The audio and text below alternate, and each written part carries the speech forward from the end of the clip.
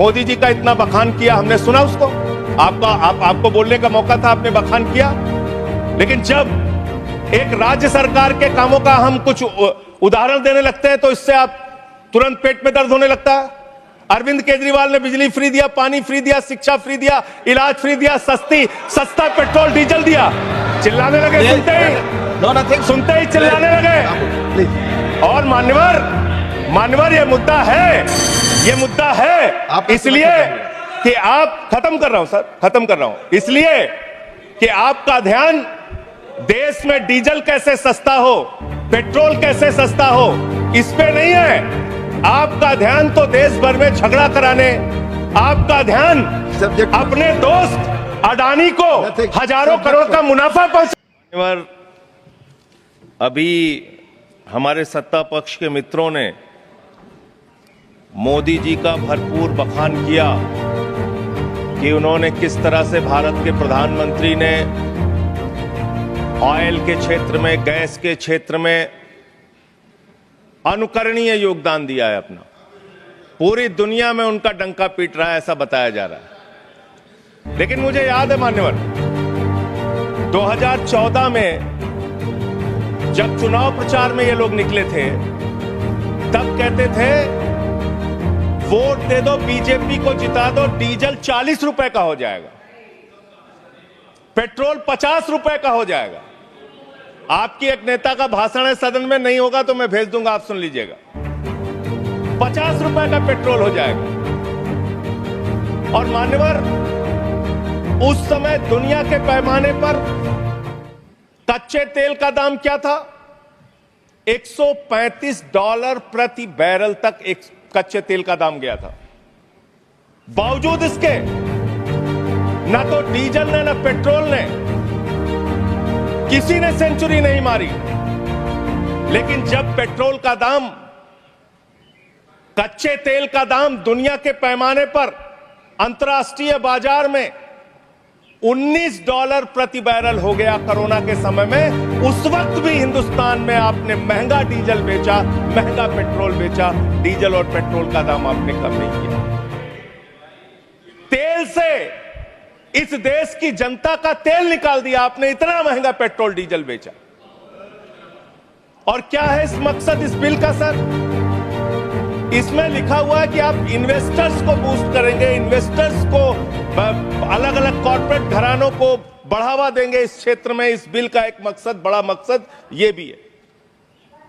और जो ओएनजीसी है मान्यवर, जिसको 23-24 का मुनाफा 40,000 करोड़ रुपए का हुआ है, मुनाफे की कंपनी जो है, जिस क्षेत्र में ओएनजीसी को, पब्लिक सेक्टर को, महारत्ना को मुनाफा हो रहा है, वहां मुनाफा कमाने के लिए आप और कंपनियों को लाना चाहते हैं। दूसरी बात, इस क्षेत्र के अंदर जो आप ये बिल ला रहे हैं, इसमें राज्य सरकारों के भी अधिकार आप छीन रहे हैं और सारे अधिकार आप केंद्र के पास चाहते हैं, जिससे संघीय ढांचे पर भी चोट पहुंचेगी और राज्यों के साथ आपका झगड़ा और बढ़ेगा इस कानून के माध्यम से। यह फेडरल स्ट्रक्चर के भी खिलाफ है बुनियादी तौर पे, जिसका जिक्र भी बाकी हमारे साथी यहां पे कर रहे थे। मान्यवर, मैं बड़ी विनम्रता पूर्वक पूछना चाहता हूं, आपने कहा पेट्रोल का दाम कम होगा, डीजल का दाम कम होगा। जो बीजेपी शासित राज्य है, उनके 2-3 के ही नाम पढ़ रहा हूं मैं। चंडीगढ़ में आज पेट्रोल का दाम है 100 रुपए। बिहार में आज पेट्रोल का दाम है 105 रुपए।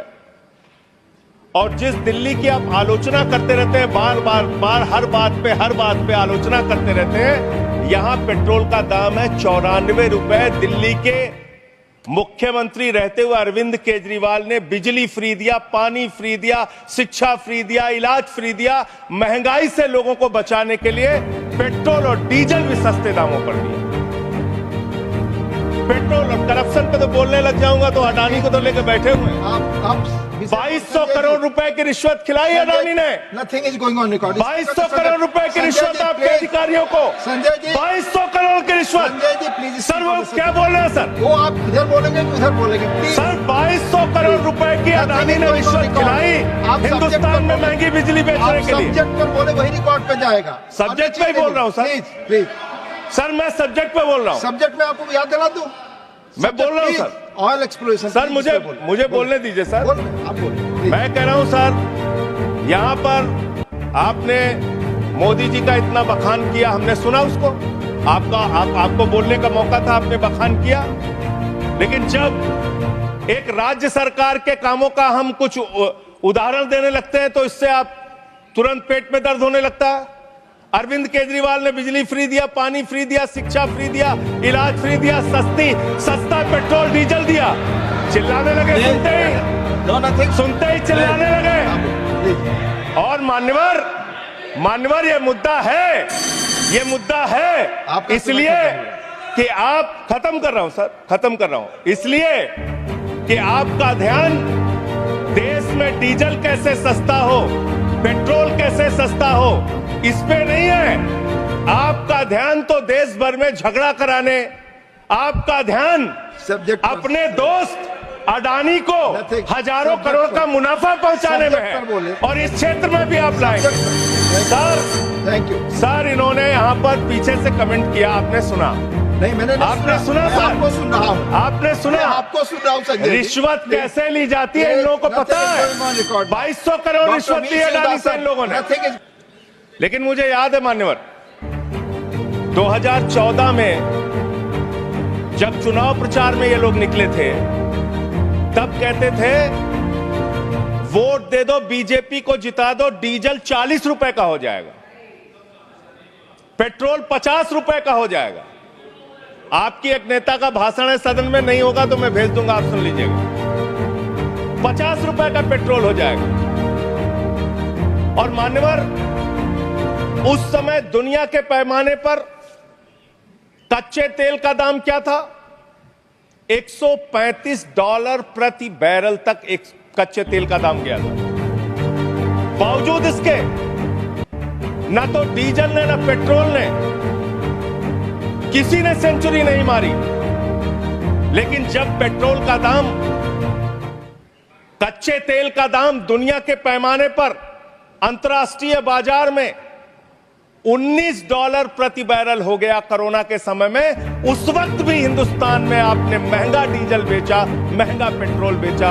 डीजल और पेट्रोल का दाम आपने कम नहीं किया।